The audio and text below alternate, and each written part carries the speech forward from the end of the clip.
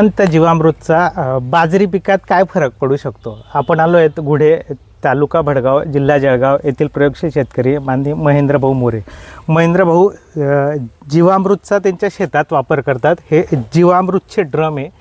जीवामृत दिल्यानंतर केळीला जीवामृत देतात आणि दिल्यानंतर जो ड्रम विसळून टाकतात. हे म्हणजे जे आपण आता केळीला दिल्यानंतर थोडंफार उरलं राहतं, मग आम्हाला ते वॉश करावं लागतं. वॉश करायच्या टाइम आम्ही वॉश करून जेव्हा असं पडतं ते पाणी, तर इथं ती बाजरी आपली, तर ती बाजरी बघा ज्या याच्याने ग्रोथ झालेली त्याची, तशीच केळीला आपण त्याच याच्याने ती ग्रोथ झाली. म्हणजे फक्त विसळलेलं पाणी, फक्त विसळलेलं पाणी ह्या बाजरीला मिळतं जीवामृतचं. त्याच्यामुळे ह्या एवढ्याच पॉकेटमधली बाजरी बघा तुम्ही, जिथे पाणी पडतं जीवामृतचं ती फार मोठी झाली आहे आणि जिथे पाणी पडत नाही तिथे बघा बाजरी किती छोटी.